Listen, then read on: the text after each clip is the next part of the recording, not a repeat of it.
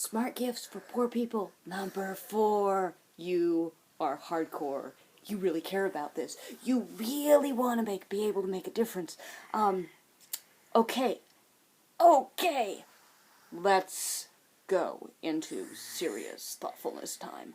The big obstacle to smart gifts for poor people is we have this unconscious, ingrained magical thinking that poverty bestows a superhuman ability to do more with less, which is why the food bank sends us home with dried beans. Okay, reality works the opposite, but never mind reality, let's talk about popular cultural conceptions. There's this idea that there's a continuum that runs from the rich to the poor, and most people are on the middle and can relate to those who have more and to those who have less. Stop. There is no continuum. The continuum is a lie. What there is your solvent, cliff drop, you're unmet. Over here, your solvent, your needs are solved. You're on solid ground. You may have a view, or the ground may be rocky. You can fall down and need to get a hand up, but the ground is still solid beneath your feet. You have an abundance of resources you probably don't even think about. You're unmet. You get an unmet need. And you start draining all of your other resources, trying to patch over, trying to cover, trying to compensate for that need. And the more resources you drain, the more unmet needs you accumulate. Some of them fast, some of them slow, some of them are things we don't even think about until they're not there. Example. You cannot get a good night's sleep. You don't get into the doctor doesn't help, you get a runaround about referrals, the insurance won't cover you cannot get a good night's sleep, and your work quality is plummeting, and you're getting into trouble at work, and you're putting in more hours, and you're spending more of your time thinking and concentrating on work, trying to fix the and you're putting off your family, and you're putting off the things that have to be done around the house. They have to wait. You're buying more takeout. You're loading up on the sugar, caffeine, over-the-counter drugs, trying to compensate for the fact that you can't get a good night's sleep, and the longer it goes on, everything's going to pot. Downward spiral. You're going to end up in a place where your professional life has disintegrated, your home life has disintegrated, your health has disintegrated. You wake up every morning and you triage emergencies coming in, stacked up. What is the priority for today? You throw yourself on it until you collapse. You do not have control over what you're doing with your time, your space, transportation, communication, your appearance. They're beyond the reach of the kind of management that you took for granted. You have lost the infrastructure of your life. It is crumbled. You are unmet, and you sure aren't reaching out socially because you don't have it in you. So being broke means you're still on solid ground. The infrastructure of your life is still intact. You just don't have any money right now. You need a hand up. You've fallen down the mine shaft. You need heavy machinery. Okay, so this does not sound like harnessing the power of positive thinking. Something I got to tell you. Really important to understand. When you are broke, you actually go through a period where you can do more with less, because you're harnessing the power of positive thinking, and we're checking in on all of this cultural wisdom. Use it up, wear it out, make do without, do what you love, the money will follow, live your values. Okay, these are all methods of rebooting your life, leveraging off the resources and the infrastructure you've got, shaking things up and getting moving to higher ground. Okay? That's great until you're over the cliff edge. If you're over the cliff edge, you do not have enough resources left to get any leverage on them. If you take big risks, the consequences are much more serious and the chances of success are much lower, which is why those same scientific studies that say money has nothing to do with happiness, money makes no difference to your satisfaction of life, have a fine print line in them. Go look them up. And they say money has nothing to do with happiness as long as you are making at least $40,000 a year. Go look at it. Science shows money has a great deal to do with your satisfaction and quality of life at under $40,000 a year. Science also shows that at under $20,000 a year, you can take trauma, depression, and anxiety for granted, because at that level of resources, you do not have the resources you need to keep yourself and your loved ones safe, and you know it. So you are at, well, you're looking at me, you are at a reduced level of mental functioning and psychological calibration.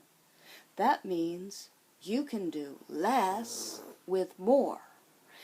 And there is more to do when you're poor. Take my trash. Please, please take my trash. I need you to take my trash because I can't take my trash most of the time because the trash bin is sunk in 3 inches deep of rotting leaves and gunk with broken glass in it on the edge of a high-speed arterial. And I have a 3-foot-tall nudist who is attached to me by separation anxiety and sleeping disorders because we live in a lot of tension because we're poor and disabled. It's very, very common. Very, very common. He's the love of my life. I got no regrets. He's keeping me going. But, you know, getting my food waste out of my living space, one of the benchmarks of civilization, is a real logistical drain in my life. And not to mention the fact that the bin hasn't been emptied in 6 weeks and nobody in this building wants to be the messenger who lets the landlord know.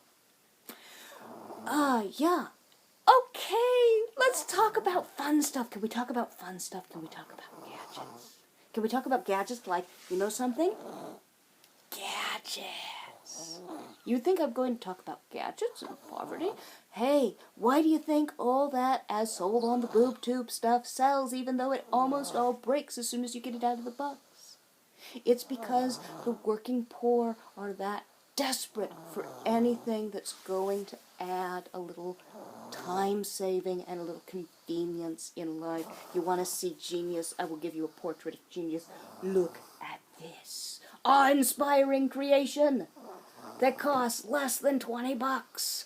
This is a silicone lid that you can slap on any bowl of food and it will make an airtight seal, and you don't have to buy saran wrap and you don't have to fool around with saran wrap, which is really good in a home that was saving saran wrap off of the meals that friends would drop by our house and not giving back the Tupperware that friends would drop by our house and screaming at the clingy child as you're digging in the cabinet looking for that Tupperware lid that isn't there. Freedom! Freedom! 5 minutes more to spend with your child. That's a good thing. It's a good thing. You know, if you're a senior citizen or you're disabled and your hands don't work to mess with the saran wrap, if you can buy it in the first place, and God, nobody likes finding Tupperware lids. These things are golden. Another excitement adventure, insulated bags with really good handles. Because the insulated bags they sell with the little plastic handles are meant for going from the cash register to your car trunk. And that's not helpful when you're trying to get milk and ice cream home in a safe state, bus wait and a bus ride and walking away. And they sell these magical little coolers that fold down to next to nothing. They sell them during the summer months. They're a gadget, and they go on clearance at fall. You know? Okay. You know what this is? This? Squish, squish, squish. Squish, squish. What is it? What is it? It's the magical ability to turn any drinking fountain into, not drinking fountains, okay, okay, I've got a toddler. A drinking fountain, I need to carry a change of clothes with me for every drinking fountain we hit. Why don't I just carry 2 or 3 pounds of water with me out as we go on 2 to 4 hours of errands and juggling? Oh, well, that question kind of answers itself. Do you think the senior citizens you see toddling about with walkers from place to place, taking their multiple bus stops to get to their clinics, do you think they're carrying 2 pounds of water around with them? I sure hope not. Okay, this will turn a sink into hydration. It's a godsend. Okay, you know what isn't a godsend? Dried beans. Why? Well, think about it. Dried beans are useful if you've got clean space, if you've got a predictable life, if you've got the know-how, how to soak each variety, if you've got the equipment, the jar, the pot, the right spices. There is a lot that goes into dried beans, and there are a lot of dried beans that go out the door because they've been soaking on the counter through 3 days, 4 days, 5 days. How long have they been there? Of emergencies and days that aren't under control. Most of the families I know, food banks, when they make deliveries, they always include a bag of dried beans. And as near as I've been able to find out, for something like 3 out of 4 households in poverty, we don't have the stability, the skills, the equipment, the know-how, and the health. If you're having diarrhea 4 or 5 days out of the week, which is our reality, it's normal, it's dirt common, you don't want to be messing around with dried beans unless you know exactly what you're doing and what you're supposed to do with them. Okay. So you notice something, there's a theme. The first things I'm talking about have to do with food, and it's not just accessing food. Technically, if you have dried beans, you have access to food. Look, technically, if you give me a bag of acorns, you have access to food. Do you know what to do with them? I don't. But not just accessing food, transporting food. Preparing the food in a simple, easy, compact manner, storing the food safely and quickly.